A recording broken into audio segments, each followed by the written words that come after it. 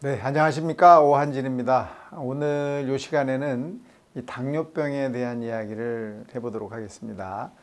당뇨병 있으신 분들 참 많으시죠. 요즘 들어서 점점 더 많아지고 인구의 뭐 10%가 당뇨병인 당뇨 대란이 지금 눈앞에 있는 것 같이 그렇게 알려지고 있습니다. 이 당뇨병이 근데 한 가지가 아니라 두 가지라는 사실을 알고 계시죠? 제가 그 두 가지 당뇨병 하나하나 다 잘 짚어서 오늘 설명을 드리도록 하겠습니다.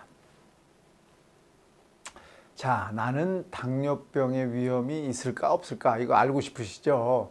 지금 여기 위험 정도를 알아보는 것은 2형 당뇨의 위험도입니다. 물론 첫 번째, 부모 형제 중에 당뇨병 환자가 있다. 이러면 당연히 위험성이 있습니다. 두 번째, 나이가 55세 이상이다. 예. 이 55세 이상이라는 것만으로도 내 몸에 있는 인슐린을 만들어내는 췌장 기능이 떨어지기 때문에 당뇨병 위험이 있는 겁니다. 또 기름진 음식 등 많이 먹는 걸 좋아한다. 이 많이 먹는 거 이게 문제인 거죠. 바로 이렇게 되면 이 먹은 것들을 우리 몸에서 써야 되는데 쓰려면 인슐린을 많이 만들어내야 돼서 이게 바로 2형 당뇨병 위험성을 높이는 겁니다. 또 술을 일주일에 3번 이상씩 먹는다. 이거 많이 먹는 거죠. 하루에 한 잔 먹는 걸 3번 먹는다. 이건 뭐 위험성이 없지만 그게 아니라 꽤 많이 적어도 뭐 내 주량이 소주 한 병 이상이다. 이렇게 되면 이건 많이 먹는 겁니다. 또 운동을 거의 하지 않는다. 그러면 비만의 위험성이 높아지게 되고 통통한 편이다. 이게 바로 이제 체중이 많아져 있는 상황을 얘기하는 거고요. 또 혈압이 높다. 임신 중이다. 이런 것들도 2형 당뇨의 위험성이 높아지게 하는 요인 중에 하나입니다. 이 중에 뭐 한 두세 개 있으면 나는 조금 더 주의를 해야 되겠네 이런 생각을 해보시는 게 좋겠습니다. 자, 우리나라 당뇨 환자는 얼마나 될까요? 어마어마합니다. 엄청나게 늘고 있고요. 이 30세 이상 성인 중에 남성은 12.8%, 여성의 9.1%가 당뇨병으로 진단되고 있고 60대를 넘어서면서부터는 20%를 훨씬 뛰어넘는 상황이 되고 있습니다. 70대가 되면서는 여성이 더 많아지고 있는데 이만큼 이 당뇨병은 너무 가까이 우리 주변에 와 있다 이렇게 볼 수가 있겠습니다. 자, 당뇨병은 왜 생길까요?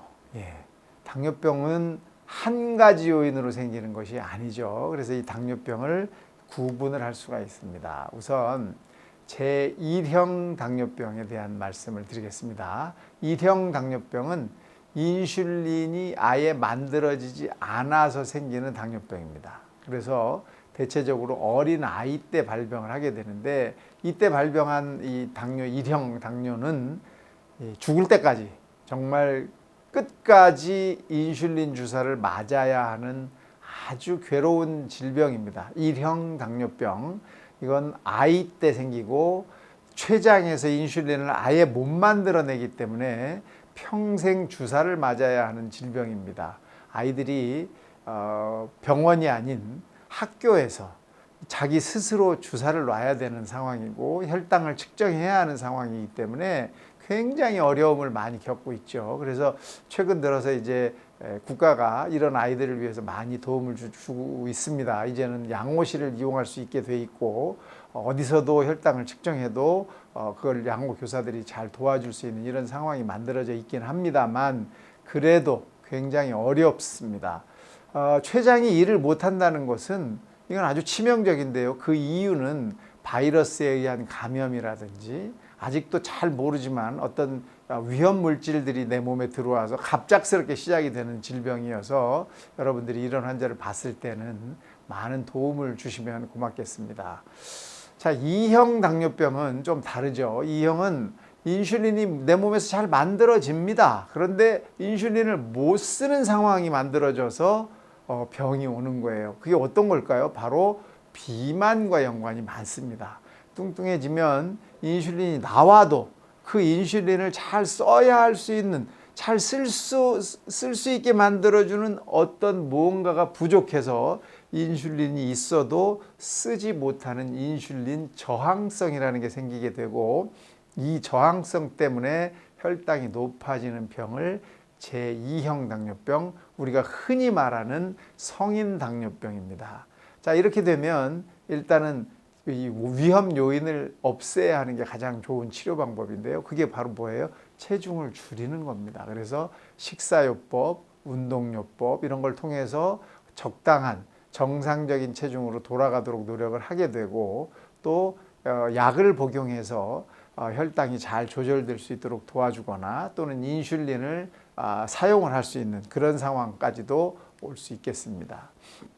자, 우선 이제 당뇨는 인슐린과 혈당이 어떤 관계가 있는지를 잘 알아둬야 되는데, 자, 우리가 음식을 먹으면요, 이 음식을 잘 소화해서 당분을 혈액 속으로 다 끌고 옵니다. 그러면 혈액을 타고 당분들이 돌아다녀요.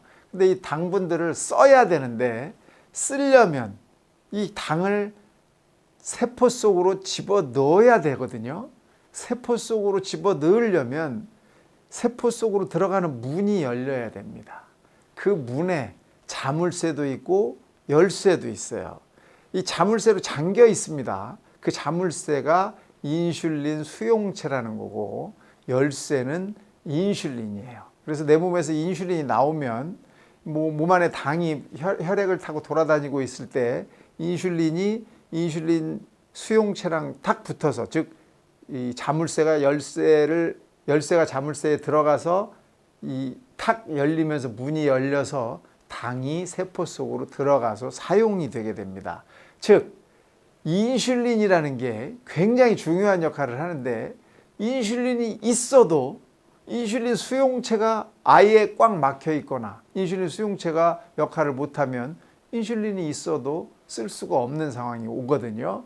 이런 것을 우리가 인슐린 저항성이라고 합니다.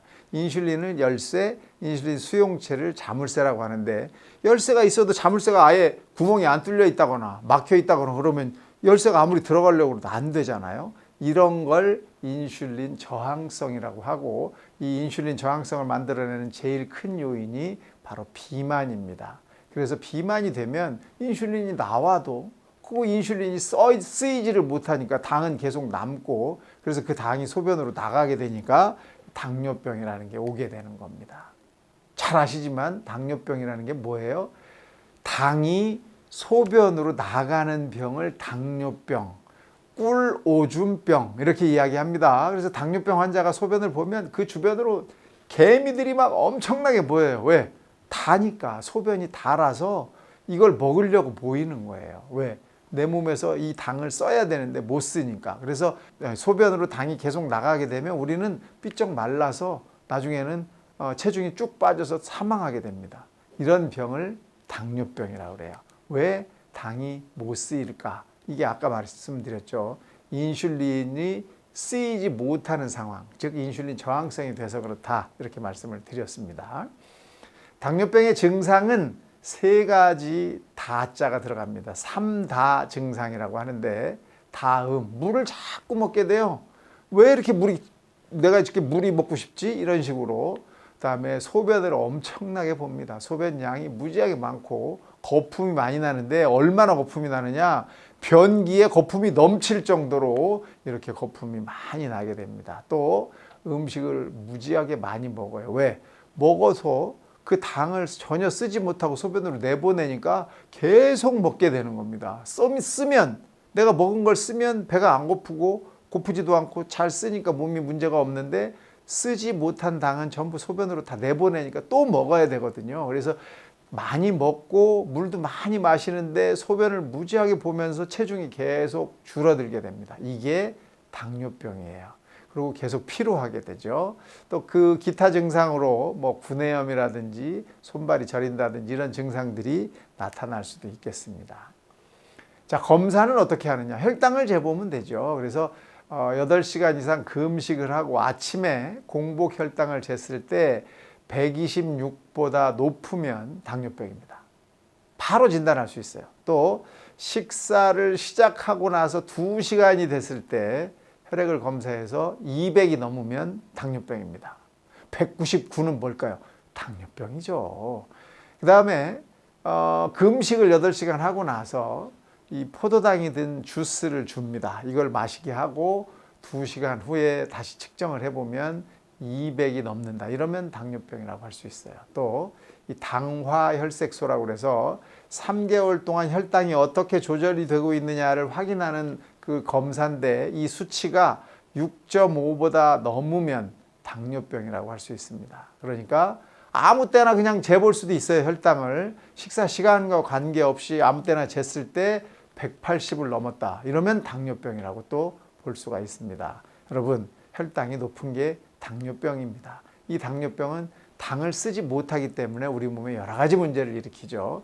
그래서 이 당화혈색소를 보고 합병증이 계속 생길 거냐 말 거냐를 우리가 알 수 있는데 7 이상이 되면 앞으로 합병증이 생겨서 여러 가지 문제가 있을 거라는 걸 유추할 수 있는 수치입니다. 그러니까 당화혈색소가 7보다 낮게 계속 유지를 잘 하셔야 당을 잘 조절하고 있다. 이렇게 볼 수가 있는 겁니다.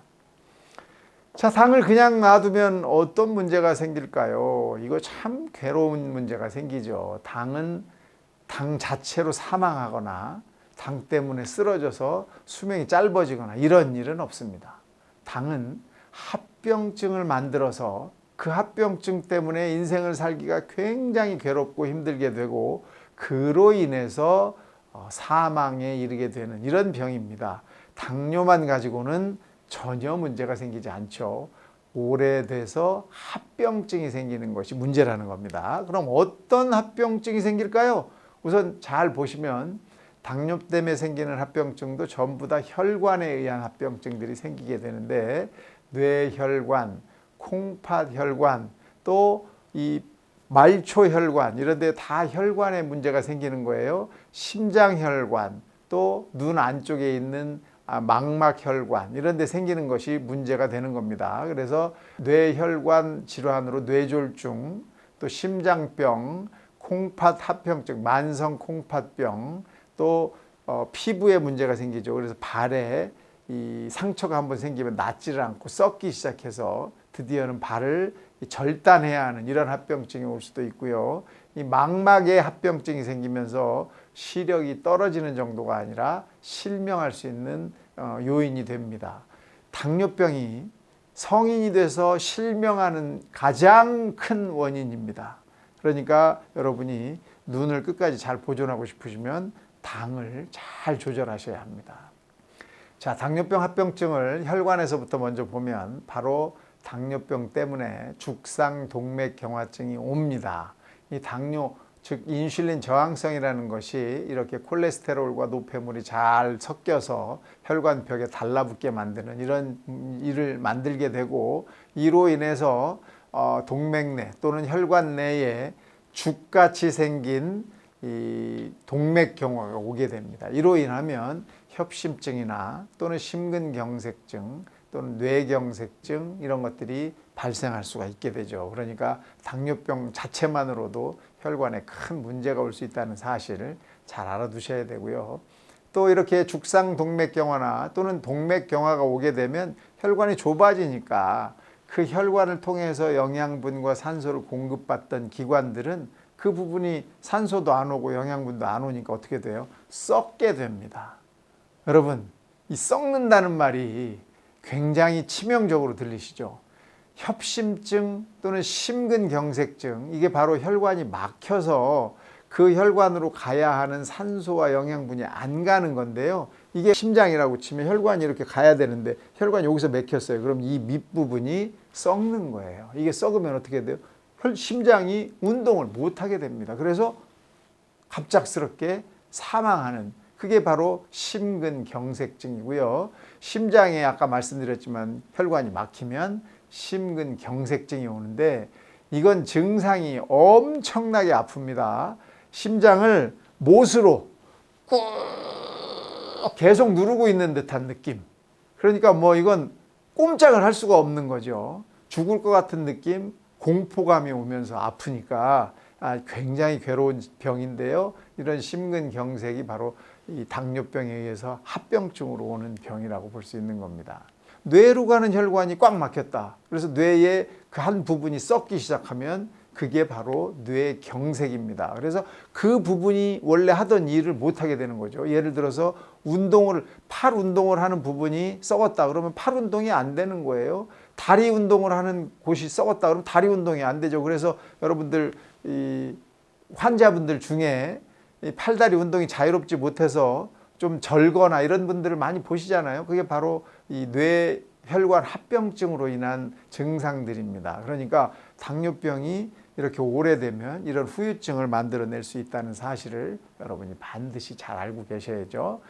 또 뇌혈관 질환, 조금 전에 설명을 드렸지만 뇌혈관이 막히면 뇌경색, 뻥 터져버리면 뇌출혈이 오는데 역시 마찬가지로 그 뇌의 한 부분이 썩게 되니까 그 부분이 하고 있던 일들이 안 됩니다. 어떤 사람은 말을 못하고, 어떤 사람은 걸어 다니지를 못하고, 어떤 사람은 팔을 못 쓰고, 어떤 사람은 전신 마비가 올 수도 있는 이런 일이 생기잖아요. 그게 바로 다 뇌혈관이 막히거나 터져서 생기는 합병증인데 당뇨병의 합병증 중에 하나라는 거죠.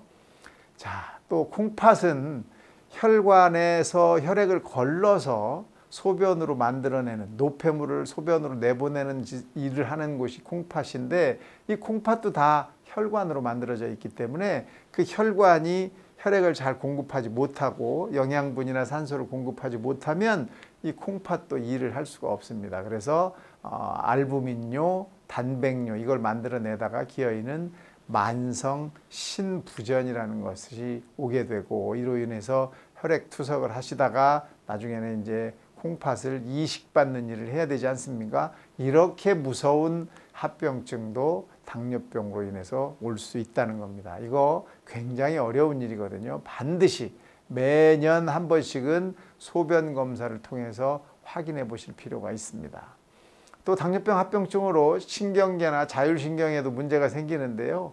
소변을 잘 볼 수 있게 방광이 역할을 해야 되는데 그런 역할을 잘 못하게 되거나 근육이 위축되거나 또는 이 눈을 움직이는 이런 근육들 이런 것들이 잘 되지 않으면 안검하수, 눈꺼풀이 밑으로 쭉 내려와서 눈이 안 떠지는 거죠. 그래서 밖에 시력을 자꾸 떨어뜨릴 수밖에 없는 상황이 되거나 또는 관절 장애로 인해서 운동신경이 손상이 돼서 잘 쓸 수 없는 상황까지도 초래할 수 있다는 겁니다.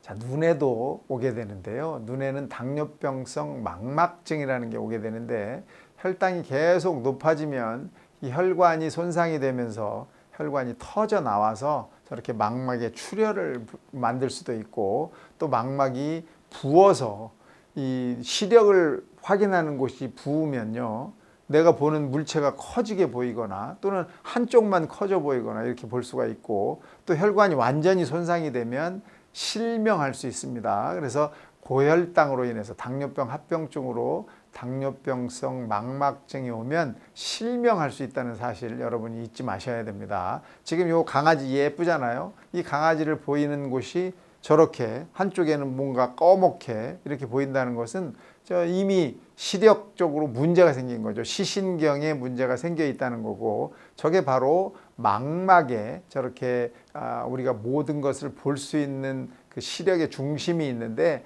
그 부분에 문제가 생겼다는 것을 확인할 수 있는 겁니다. 자, 이게 참 괴롭죠. 발에 당뇨병성 족부 병변이 오게 되는데 발이라는 곳이 사실 감각이 굉장히 예민한 곳인데 이 곳에 당뇨가 생기면 그 예민한 신경이 조금 떨어져요. 그러면서 상처가 쉽게 생기게 되는데 한 번 상처가 나면 이 말초로 가는 동맥들이 다 막혀 있는 상황이어서 혈액이 잘 가지 않으니까 산소와 영양 공급이 되지 않아서 썩기 시작합니다. 한번 썩기 시작하면 이 혈관이 이미 그쪽으로 갈 수 없는 상황이기 때문에 계속 안쪽으로 점점 더 썩어 들어가서 발목을 잘라야 되고, 만약에 여기서 해결이 잘 안 되면 무릎 밑까지 자르는 이런 일들이 생길 수도 있습니다. 그렇기 때문에 이 당뇨병으로 인해서 혈관에 문제가 생기는 것은 아주 굉장히 심각한 합병증을 만들 수 있고, 그 중에서도 제일 힘들고 참기 어려운 것이 이 당뇨병성 족부병변이에요. 그래서 당뇨병 환자분들은 발 관리를 아주 신경 쓰셔야 되고, 그래서 딱딱한 신발이라든지 상처가 쉽게 날 수 있는 이런 슬리퍼 같은 신발은 될 수 있으면 피하시고, 발을 잘 감싸고 상처가 나지 않게 하고 편안한 신발을 골라서 신으셔야 이런 합병증으로부터 예방을 할 수가 있습니다. 그리고 매일매일 오셔서 발을 늘 닦으면서 봐야 합니다. 내 발에 어떤 문제가 생긴 곳은 없는지, 혹시라도 상처가 난 곳은 없는지, 상처가 났다면 빨리 회복시킬 수 있도록 치료를 열심히 해줘야 되거든요. 이런 것들이 늦어지면 이렇게 심각한 문제를 유발할 수가 있습니다. 혈당으로 인해서 또 문제가 생기는 것이 저혈당인데요.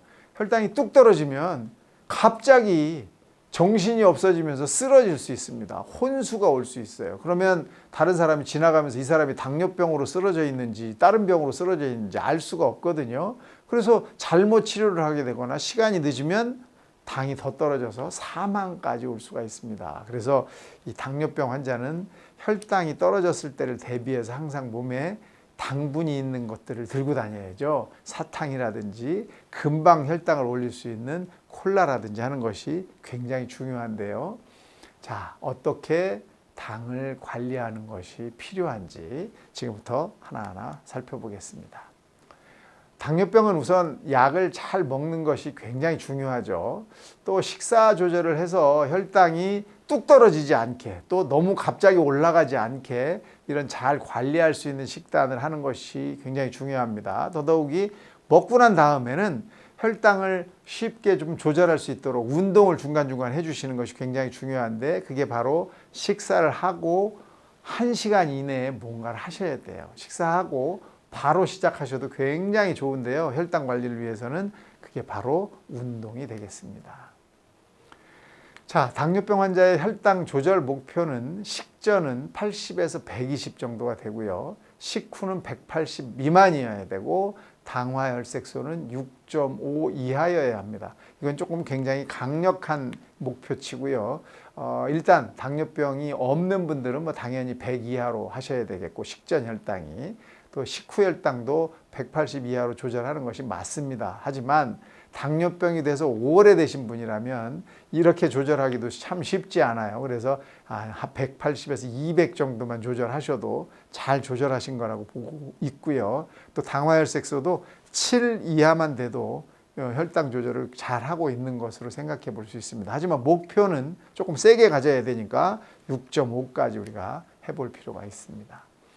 자, 식사를 하면 혈당은 올라가게 됩니다. 그래서 아침 먹을 때도 바로 올라가게 되고, 점심을 먹고도 금방 올라가게 되고, 저녁을 먹고도 올라가게 돼요. 이렇게 되면 뒤따라서 뭐가 올라가요? 인슐린이 올라갑니다. 인슐린이 뭘 하죠? 혈당을 떨어뜨리는 역할을 해요. 혈당을 쓰게 하는 역할을 하거든요. 필요한 세포 속으로 당을 집어넣어서 혈액 속의 당이 줄어들게 되는 건데, 이 인슐린이 저렇게 나와서 제대로 잘 관리를 해줘야 되는데, 만약에 인슐린이 나와도 역할을 못하면 혈당은 떨어지질 않고 계속 높은 상태로 유지되겠죠. 이게 문제가 되는 겁니다. 그래서 당을 관리할 때는 일단 먹는 것부터 시작을 합니다. 왜? 너무 많이 먹어서 혈당이 계속 많이 올라가 있으면 관리할 수가 없어요. 그래서 적절한 시간에 적절한 양만큼을 먹어야 한다는 사실을 여러분이 명심하시고, 내가 얼만큼 먹어야 되는지는 영양사 선생님들하고 상의해서 잘 배워 놓으셔야 됩니다. 나는 이 정도 양이 적절한 양이다라는 걸 알아두셔야 되는 거죠. 자, 이 규칙적인 운동은 혈당을 저렇게 파란 색깔 같이 뚝 떨어뜨려 주는데요. 저렇게 떨어뜨려 주려면 어떻게 해요? 식사를 하고 1시간 내에 하셔야 돼요. 2시간이 넘어서 하면 아무 소용이 없고요. 식사하고 바로 시작하시면 너무 좋고, 식사하고 한 20-30분 지난 상태에서 30분 정도만 아주 가볍게 유산소 운동을 해도 혈당이 아주 잘 조절될 수 있도록 떨어지게 됩니다. 그러니까 이건 하루에 얼마큼을 해야 돼요? 식사할 때마다 하시면 너무 좋겠죠? 아침, 점심, 저녁에 식사하시고 30분 시작 때부터 한 30분 정도 운동을 해준다. 가볍게 걷거나 속보를 하는 것만으로도 훌륭한 혈당 조절이 일어날 수가 있습니다. 또 저혈당이 됐을 때는 여러분들이 큰 위험성이 있는데, 저혈당이 오는 이유가 있죠. 우선 식사를 건너뛰거나 식사를 불규칙하게 하거나 술만 마시거나 이러면 저혈당이 올 수 있습니다. 또 운동을 너무 장시간 고강도로 했을 때, 또 인슐린이라는 약제 또는 당뇨 약을 너무 많이 먹었을 때도 저혈당이 오게 되죠. 이 저혈당이 오면 이런 증상이 옵니다. 기분이 우선 나쁘면서 손이 벌벌 떨리고 얼굴이 창백해지면서 등으로 막 식은땀이 나고 어지러워지고 막 피곤하고 뭔가를 할 수가 없는 상황이 돼요. 아우, 나 어떡하지, 이거 어떡하지? 이런 느낌이 오게 됩니다. 이때는 바로 당분을 보충할 수 있는 노력을 하셔야 되는데요. 당분 보충 어떻게 하죠?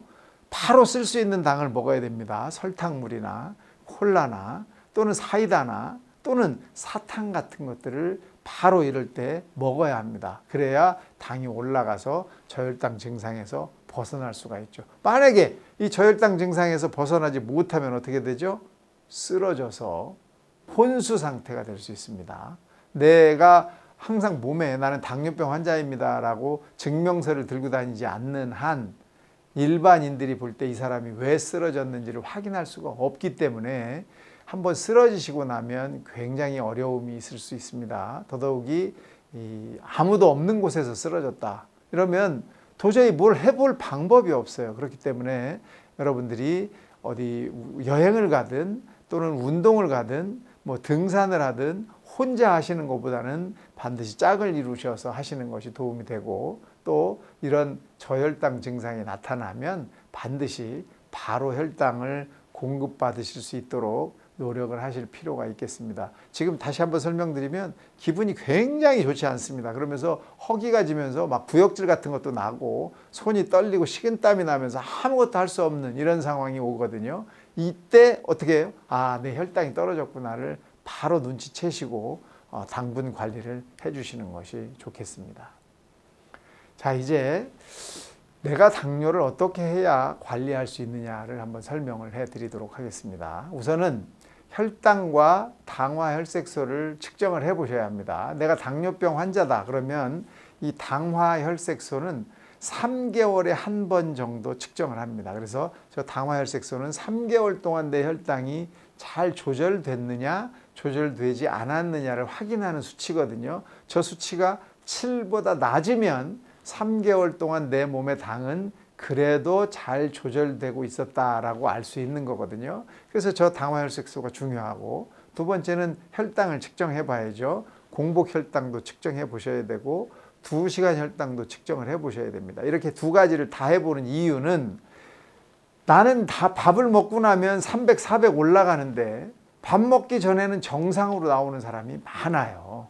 그런데 공복 혈당만 보고 나는 혈당이 잘 조절되니까 더 필요 없어, 이렇게 생각하시는 분이 굉장히 많거든요. 그래서 혈당은 식전도 재보셔야 되고 식후 2시간도 반드시 측정을 해서 식사하시고 나서 내 혈당이 얼마나 올라가는지를 반드시 알아두셔야 됩니다. 또 혈압도 측정을 하셔야 되는데, 왜냐하면 당뇨병의 합병증으로 고혈압도 생길 수 있기 때문에 이 고혈압의 원인 중에 당뇨, 즉 인슐린 저항성도 혈압을 올리기 때문에 반드시 혈압도 주기적으로 측정을 해 보셔야 됩니다. 또 콜레스테롤, 중성지방 이것도 제대로 측정을 해 보셔야 되는데, 왜냐하면 당뇨도 혈관의 문제를 유발하고 이 고지혈증, 이상지질혈증도 혈관의 문제를 유발하기 때문에 이 두 가지를 다 조절을 해 주셔야 되기 때문에 검사를 해 보셔야 되는 겁니다.